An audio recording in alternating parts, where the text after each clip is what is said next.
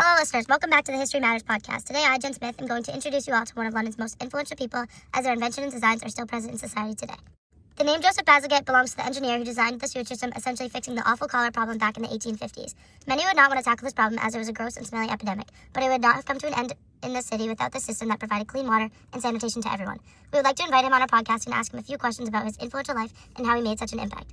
Thank you, Mrs. Smith. I am beyond excited to tell a little bit more about my story. I appreciate everyone on this team for inviting me here today. Anytime. To begin, I would like for you to tell us a bit about yourself. Of course. I was born on March 28th in 1819 in the northern London borough, Enfield. I am one of 9 children. Unfortunately, though, I am the only boy. My parents are Joseph William Bazalgette and Teresa Philo Pilton. My dad is a retired Royal Navy captain and was actually wounded during the war. Cool. I've heard great things about that city. I'm dying to check it out. Having all sisters must be tough. I have one sister, we barely get along. I can't imagine having 7 more. I'm sorry to hear about your father's injury. He must have been very brave. Yes, he was. I've learned how to deal with my sisters and their craziness. It is still tough at times, though. Moving into your career and what drove you to be who you are today. What is your background in education like? Where did you learn your mastery? I was privately educated like many people were at the time. Sometimes were rough as I suffered from nerve disposition and struggled with facing many large problems. I tried not to let this get in the way of my passion for designing and engineering, but at one point I had to leave London to regroup and focus on my health. I'm sorry to hear about how you struggled at times. I bet that was hard to recover from when you were so motivated. Yes, it was tough, but once I recovered, I was able to start at my engineering career again. I've always had a passion for developing new inventions and helping the people and places around me. I spent a lot of time planning the development of a new sewage system for London. With my accomplishments, I was named the Chief Engineer of the Metropolitan Board of Works and was able to accept a business with the Commission of Sewers.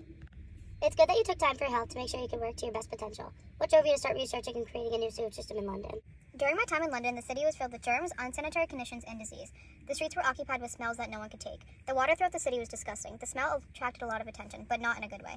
Aside from the smell, the look was nothing like a river should look like. It was an opaque, pale brown fluid that stretched through worlds and bridges.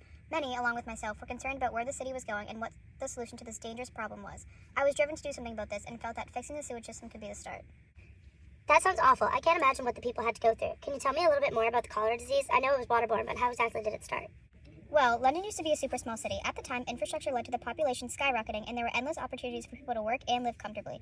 However, the more people living in the little area led to there being more waste and not enough space to hold it all. I love the idea of there being many opportunities for everyone in this area. What could be so bad about getting wealthy and making new friends? With the increasing population, cesspools and areas where waste was kept were completely overflowing. There is no choice but to dump the waste into the Thames River. It seems like a bad idea now that we know the outcome, but there is truly no other option. Unfortunately, this contaminated water source was where the city of London got their water supply. That sounds so gross, and I can't believe the people drank that water for so long without even realizing it was leading to the spread of disease.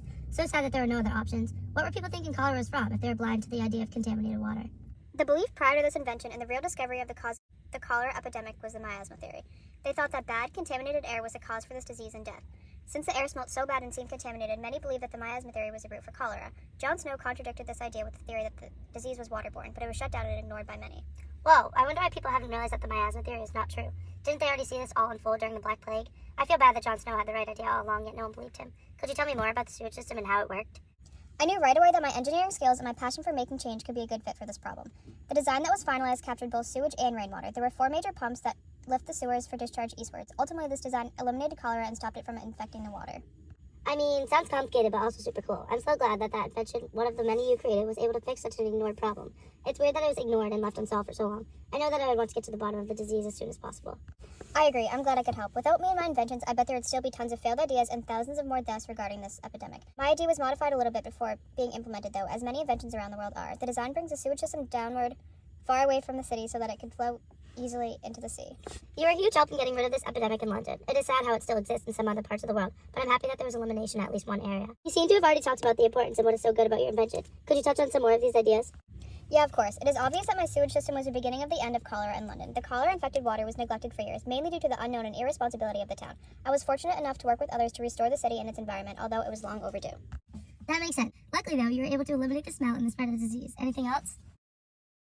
Not to sound too overbearing, but I am seen as a very significant figure. I've been told that I've saved many lives by creating this new sewage system. This advancement made it so that there could be more structures and buildings made along the river, covering up sewage pipes and the tube line.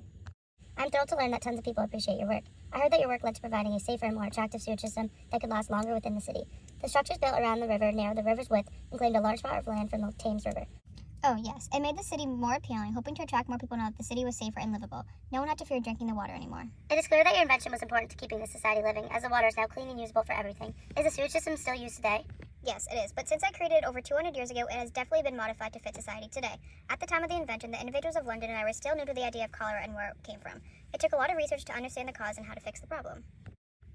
Nice. So what changes have been made? The sewage system I created in the 19th century was to support the population of London at the time, and now the population growth has put pressure on the capacity of the sewage system. To fit modern needs, engineers Sir William Harclow and his other workers created a large diameter tunnel accompanied by the pumping stations. This eliminated the risk of flooding and the contents within the sewers overflowing. It's cool to hear that invention based on a topic hardly known about can make it this far in the world. Engineers and scientists must work hard to figure out how these things fit in society today. Do you have any other project you contributed to or that made you an important person you are today? Aside from the sewage system, I worked on many bridges in local areas. The Battersea Bridge, Albert Bridge, and Putney Bridge are some of my most known contributions. I also began the early planning of the Blackwall Tunnel, which is a pair of roads that runs under the Thames River. I spent a lot of my early career observing and getting familiar with engineering, allowing me to be so successful my whole life.